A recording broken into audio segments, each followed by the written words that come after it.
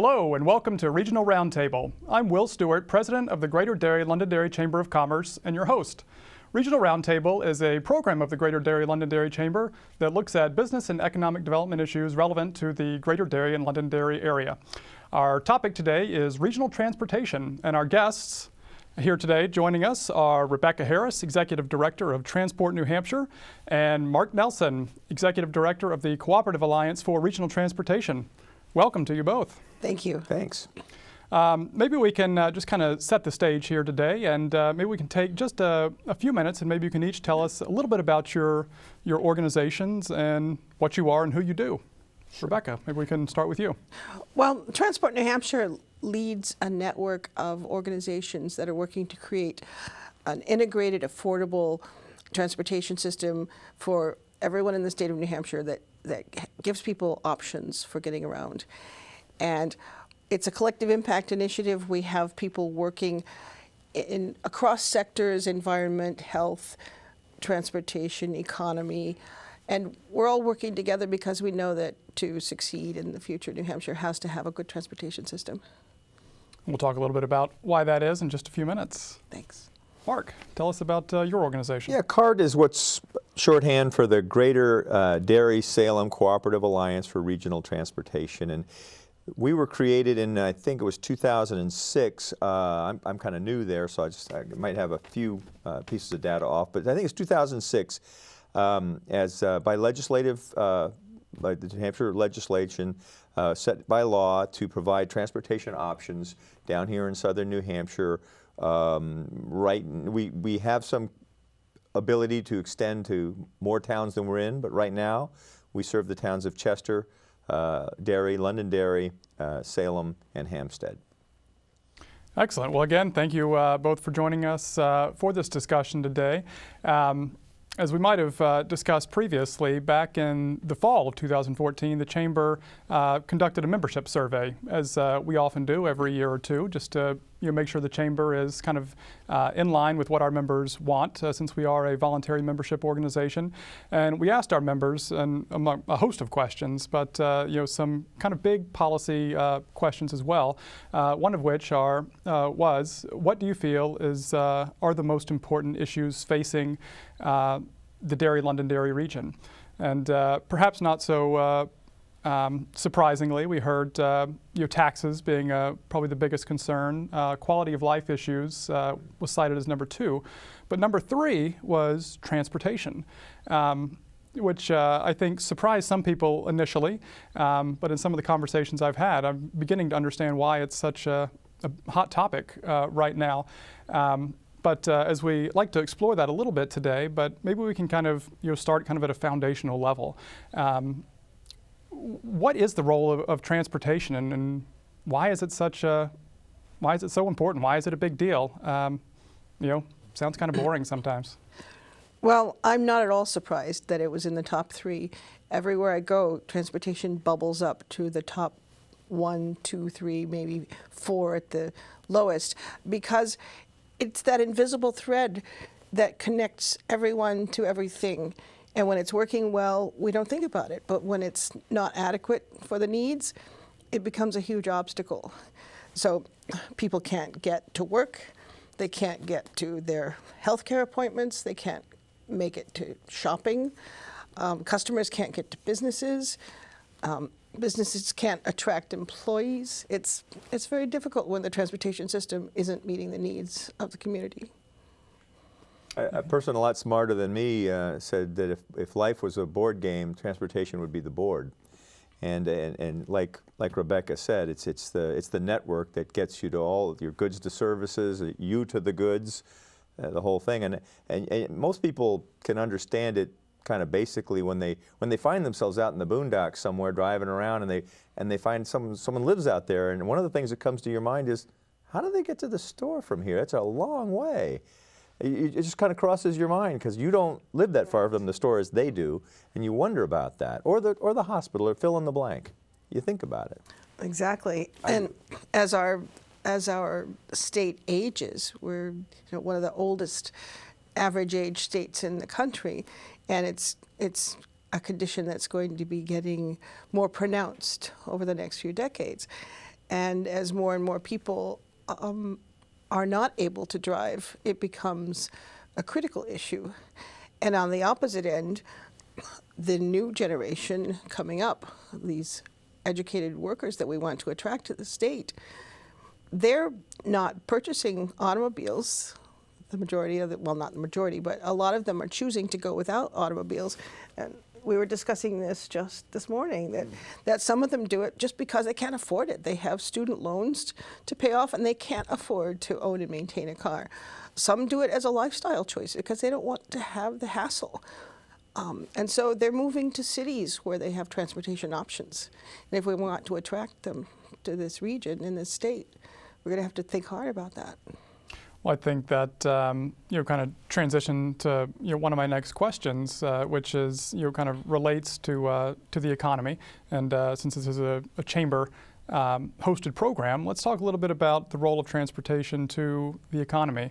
I will touch on your latest point. You mentioned attracting the workforce of tomorrow, particularly the educated and workforce. And in some of the conversations I've had with others in the economic development field, they say that when you're talking to businesses and business owners, particularly maybe site selectors or business owners who are looking to relocate their company, they look at a number of factors when considering where to go.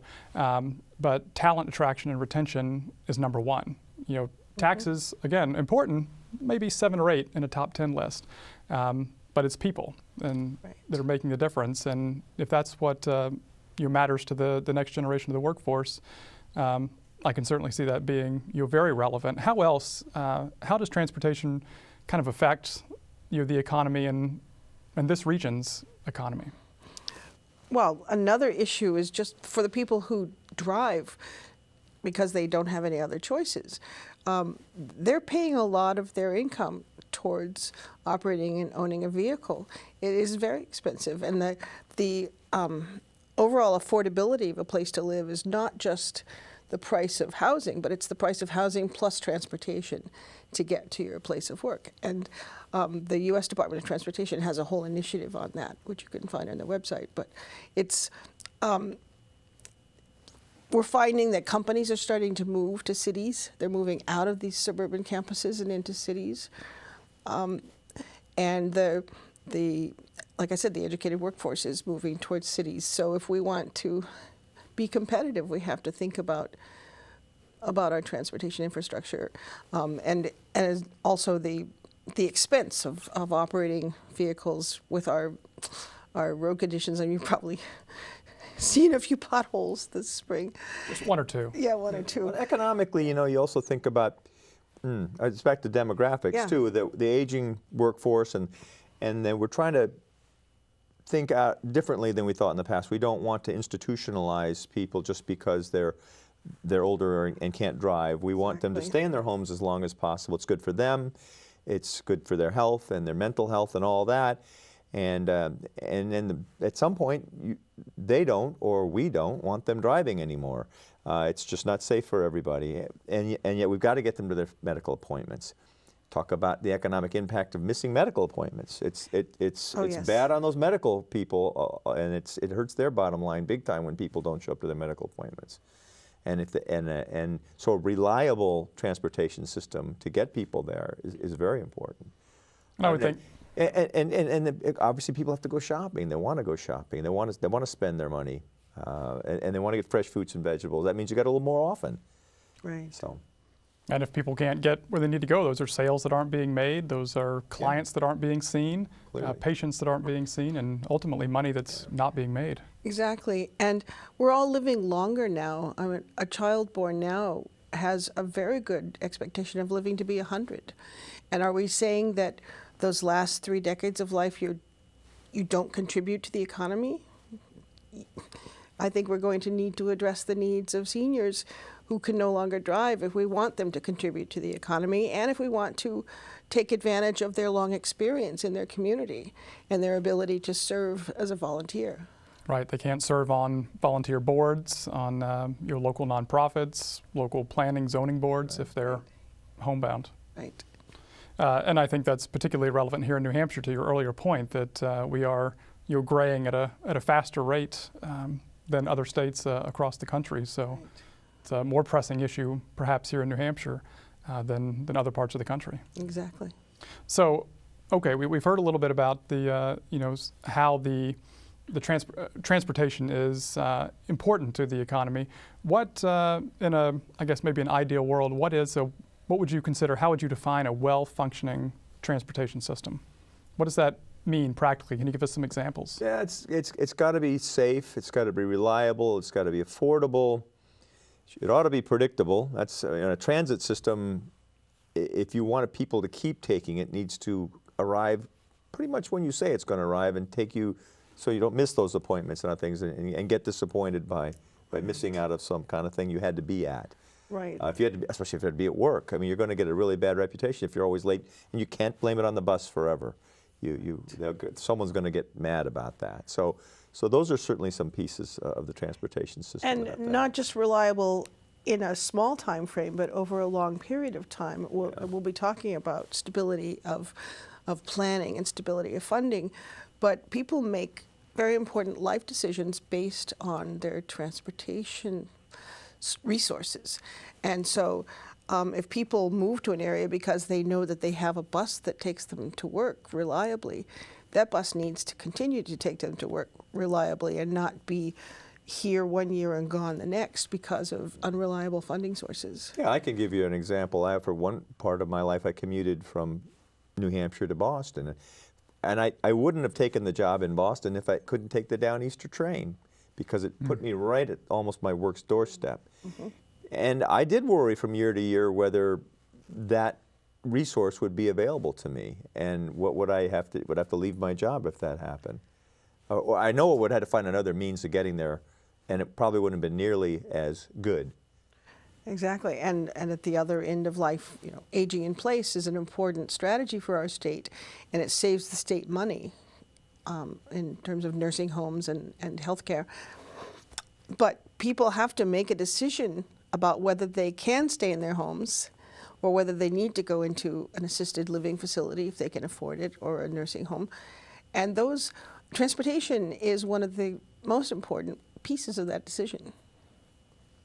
So that you've defined kind of a well-functioning transportation system. What challenges do we face here in this region, Mark, and maybe a statewide focus, Rebecca, to making something like this happen or a reality? I know Rebecca can speak to this, but because she's got a little more history than I do, but New Hampshire is one of those states, one of the few states that does not put any money into a transit system at all. We pretty much rely on the feds and the local communities, some businesses to support that activity. So that makes it doubly hard.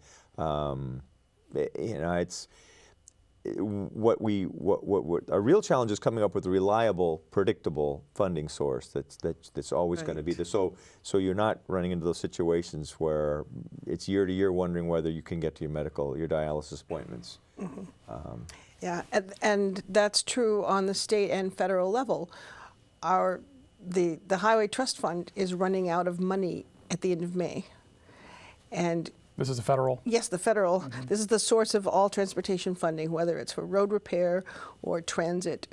And the Congress is paralyzed. They don't know how to fix that. They're probably going to pass another continuing resolution and work on it some more and try to come up with another surface transportation bill that funds all of these things. But they don't seem to be able to come up with something reasonable that will give people the stability that they need. I mean, the last surface transportation bills are usually 5 or 6 years long, but the last one was only 2 years long, and it took 2 years just to get all the guidance out from Washington so that people knew how to implement the bill, and now it's expired.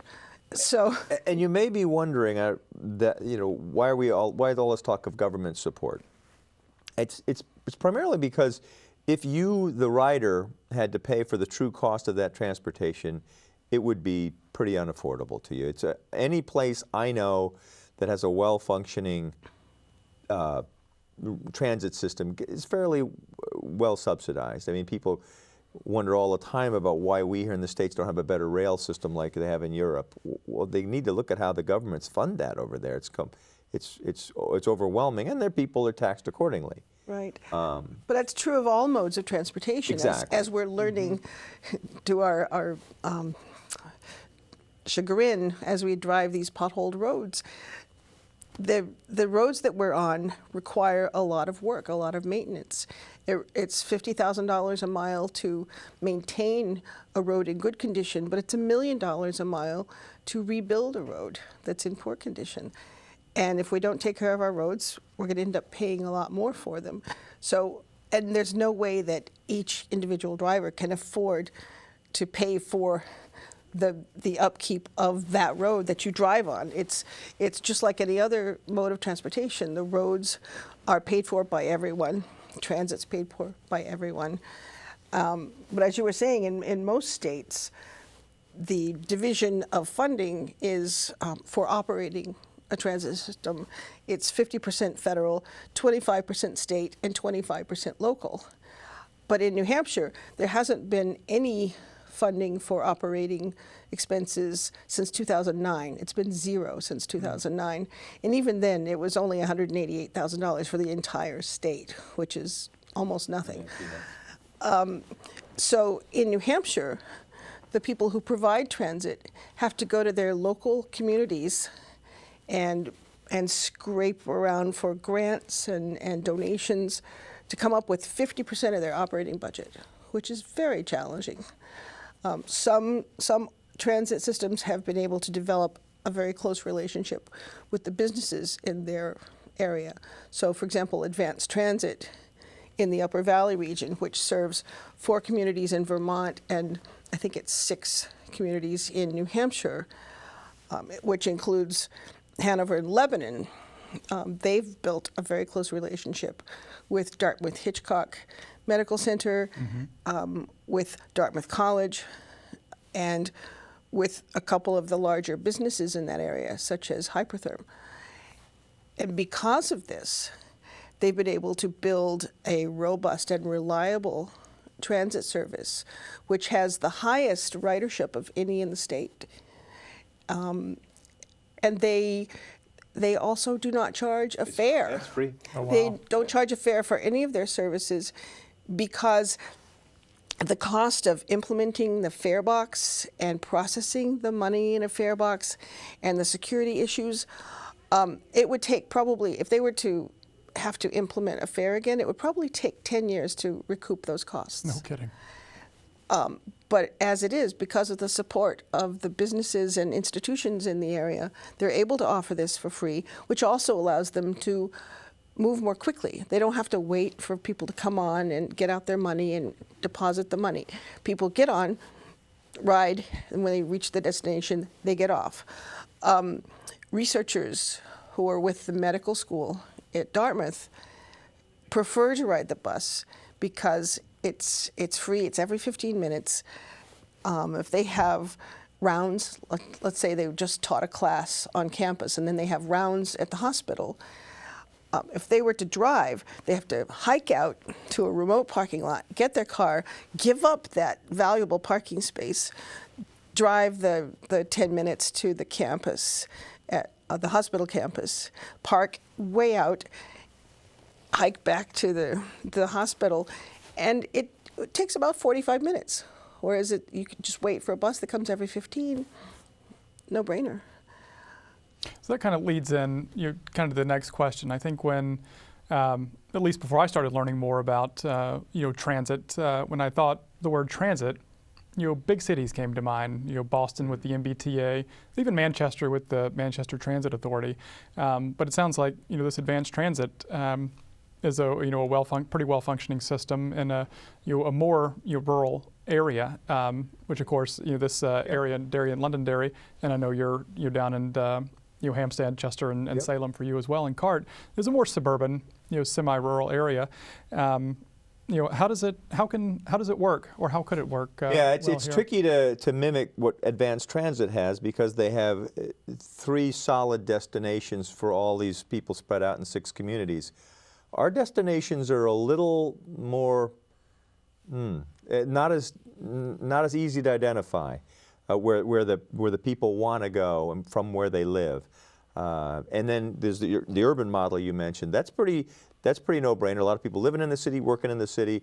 And then up at Manchester, we know a lot of people have a destination going to the airport.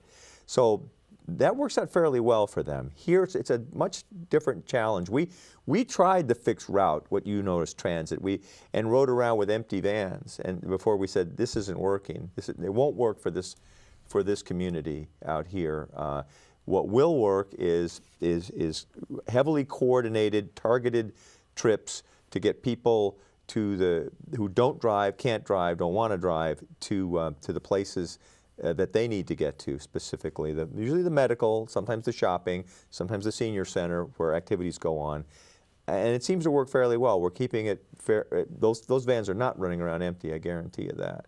Right, because you have more of a network of destinations. That's right. Rather than a hub and spoke We have a couple system. places we go, but in between we Right. snag people from the deviations off the route, grab them and get them to their spot, to their locations. Right. And you surprised me earlier when you told me that 15% of the trips are to get people to their work. Yeah, their place of employment, right? But the lion's share of the people seem to want to go to medical appointments. I'm just speaking from Derry, but you could extrapolate those to the rest of the numbers too for the other towns. So it's medical, but it follows right after that with employment. And then shopping, and then it goes kind of down from other socialized kind of reasons for taking the van. Right. So it sounds like we definitely have some more unique circumstances, here in the Derry Londonderry region as opposed to the Upper Valley with more large destinations. That said, are there, or do you know of any other such models nearby across the country, across the world that we might learn from? And a similar type of setting, perhaps. Right. There are a lot of models you can look at for how to run a transportation system in a semi-rural environment like we have, with a mix of suburbs, some small cities, and a lot of rural areas. Some very successful ones, but their conditions are a bit different than ours. New Hampshire's unique in its revenue situation. The only state in the country with no sales tax and no income tax besides Alaska, which has a lot of oil revenue. So because our revenue options are limited, we have to be a lot more creative with how we do transportation in the state. The other difference is there's a lot of regionalism in New Hampshire. There's in quite a few states, the transportation system is coordinated at a state level. But in New Hampshire, people have a lot of regional differences, and they treasure those differences, and they want to control how the transportation system works for their region, because the regions are so different. If you have an area that's very rural, you don't want to run it the same way as Manchester or Nashua would want to run their transportation. Sure. And in addition to that, in most states, the county plays a big role in transportation and as a local government entity. But in New Hampshire, the counties don't really get involved for the most part with transportation. So a lot of unique circumstances for us. So when looking at a model from another place, we'd have to then figure out how that might work in our unique circumstances. Our best models are probably within the state, to steal some good ideas from Advance, from Coast over by Portsmouth, who are running people in from their bedroom communities into sites for work that they want to go to, the shipyard and like that. And as Derry Londonderry develops, there may be some big employer who plops himself down here who would underwrite some of this transportation. And there's no saying that there's one solution to all this. We've got a layer going on now. We've got CART, we've got community caregivers, we've got people who are doing the volunteer provision of rides. Some of the medical establishments are running their own shuttles for their own specific reasons. So it's probably something that evolves over time, and I certainly think we can keep getting the best ideas and benchmark off other folks. Like I said, I'm new here. My mind's a kind of a blank slate as far as that goes, and I'm happy to hear what might work and try a few things. Yeah. You mentioned, oh, go ahead. Well, I was just going to say a lot of it depends on population density. In the rural areas, volunteer driver programs work quite well because it takes so long to go and pick up just 4 people that you're much better off with volunteer drivers picking up one at a time. But the challenge there is most volunteer drivers do not have a wheelchair accessible van. Right. We do, and that certainly is, fills that niche. And there's a lot of that going on. Which is great. We've talked about some of the volunteer rides, ride sharing. What other types of solutions are out there? I guess if transit doesn't work in all circumstances, perhaps what are some of the other transportation solutions that might be employed? Have we heard of anything like that? Well, to be a bit futuristic, we've seen. When you say rideshare, now you have to be careful which rideshare you mean. If you mean traditional carpooling or van pooling, then there's quite a lot of that going on in the state, especially in the Seacoast, in the Upper Valley, around Concord, and a lot of the employers along the Massachusetts border employ private van pool companies to get their employees to their facility. But there's a new type of transportation offering that's being called rideshare, but it's really sort of more like a taxi crossed with social media. So I'm talking about things like Uber and Lyft and Sidecar. And Uber has arrived in Manchester, and I believe they're starting up in Portsmouth, or just got approval to. I don't know. They're having a big there was arm wrestle with the taxi negotiation. companies. Yeah. Right, there was some negotiation going on about that. So that's one new factor. Another is automated cars. Driverless cars are coming a lot faster than we ever thought they would. Hearing about it from Google and Elon Musk and some of those guys. Right. Yeah, and that takes a lot. If we can nail that down, that takes a big cost factor out of the provision of transportation. Right. Our drivers are great people. But they have to go through a whole boatload of training to qualify to because we're taking federal dollars. There's things you would do anyway, the drug and alcohol testing. But there's even more stuff that they have to train on, right? Because they're taking federal dollars. And in some cities now, the urban light rail trains that get people from one part of the city to another some of them are unmanned, like in London. One of the new lines there is automated, and there's no driver. The one I rode in Shanghai a couple of weeks ago was driverless. There you go. And it'll remain to be seen how the liability issues get worked out, and all the edge conditions for driving in rural areas, because they've been testing these cars in urban areas. But there may come a time in the future where someone who can't drive can call up a driverless car that lives in a town center or a city center. The car comes, gets them, takes them to the doctor's appointment or shopping, and then goes back when they're finished with it. Who knows? That may come. May come. In the meantime, and as we wrap up here, what can people, individuals, residents, businesses, what can we all do to help support a more healthy, sustainable transportation system here in our region? If we can get the predictability of funding down, because I think that if you don't provide something that is predictable and reliable, people will give up on it, and they won't fight for it. So what I think we need to do, I think folks ought to talk about their needs, talk about their grandmother who wants to live in their home and needs to get to your legislators, to your town councils, to your selectmen. And actually, that's perfect, because one of the things that Transport New Hampshire is doing is developing a list of venues where you can go and talk about transportation options. And they're not just places where people say, oh, we're going to talk about transportation. Places where people are talking about the challenges of an aging population. You can go and talk about transportation there and broaden the conversation to include transportation options. Yeah, it could be bicycles. You could talk about bicycles. There's bicycles. a whole lot of movement towards getting people out of their cars. Right. You could show up at a meeting about economic development and talk about transportation options. You could show up at a meeting about health, either access to health care Or what you were just saying, active transportation, getting people out of their cars and walking and bicycling more to improve their health and put a damper on the rising obesity levels and diabetes epidemic that we're facing. So it's not just transportation meetings where you can talk about transportation. At your local budget committee meeting, your town meetings, which are almost over now, but there are still a couple to come.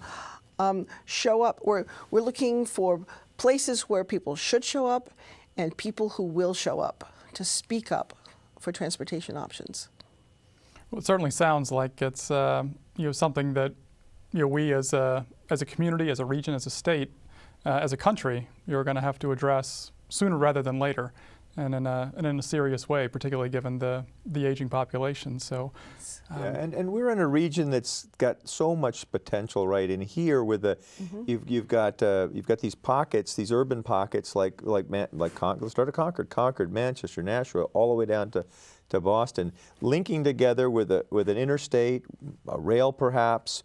And bus service already. So this will become an attractive place to live because of all the potential places you can get to easily. Yes. I think there's lots of potential for improvement. There is. In fact, I'm going to transportation camp down in Cambridge this weekend, and I'm taking the Boston Express because I don't want to drive in Boston. Yeah, I take it every time I go down there if I possibly can. Yeah. You're right. Well, I think, of course, they have a big presence here in Derry and Londonderry with stations at exits 4 and 5, and certainly it's something when the Chamber is promoting the region from either a tourism or an economic development, business development standpoint, we always be sure, and we are always sure to promote that. We just came out with a visitor's guide, and have a whole transportation section, kind of recognizing the importance that it is and something that people look for. You're right, when considering where to move, where to take a job, to know where they can get. And I think that you're right, the word is potential, I think, Yeah. and we certainly have a lot of that here in the Derry Londonderry region. I'm thinking specifically of the Pettingill Road area out by the airport, which is another kind of node in the whole transportation network, and being able to connect all those and the businesses that will hopefully be locating there within the next 10 years, and that may provide us, excuse me, some more options that perhaps like the Upper Valley, like your Dartmouth Hitchcocks and your Hitchners, and some of those we can find those. I personally would love to speak to some of those employers who would like to invest, I guess it's the right code word, in transportation that we might be able to provide them with. Certainly seems to be the New Hampshire way, with lack of a broad-based tax to fund these things. Sure. But I think, as other businesses have shown, if they see it's in their best interest, and it's in everyone's best interest, I guess enlightened self-interest you'd call it, to say they need their employees to get to work, they need to get their goods and services to market. It's in their best interest to have a well-functioning transportation system. Yeah, and I think to kind of come full circle, and something Rebecca said, and something you said, you mentioned Shanghai. My second oldest daughter lives in Shanghai, and part of the reason, my oldest daughter lives in Dublin, part of the reason they live in those places is because of the transit system. They don't want to have a car. They do have college loans to pay. And even when they lived in the States, they didn't live in New Hampshire. It's sad to say, I miss them. But they went to places where there was transportation, so they didn't have to worry about that. And they're so comfortable with it. I think that's more of a trend. We have a couple trends we talked about. Aging population and young people who are not so keen on cars. Right, and those are the two largest demographic groups in the state. Yeah, and if we can't serve them, right, what are we going to get? What are we doing? They won't be here long. Right. Well, as we wrap up, thank you both for coming on the show today. We appreciate it. Rebecca Harris, again, Executive Director of Transport New Hampshire. Thanks for having me. Yes, and Mark Nelson, Executive Director of the Cooperative Alliance for Regional Transportation. We certainly appreciate both of you sharing your expertise here today, and look forward to continuing this conversation. I know the Chamber will continue to be active. Look for perhaps a transportation summit coming up later this year or in early 2016. And that'd be great. Hope to have you both there lending your expertise again. Super. Yep. All right. Well, thank you for watching Regional Roundtable again, and thank you again to our guest for sharing their expertise with us. If you have any questions about the Chamber, feel free to visit us on the web at gdlchamber.org or give us a call at 432-8205. And again, I'm Will Stewart, President of the Greater Derry Londonderry Chamber of Commerce, and this is Regional Roundtable.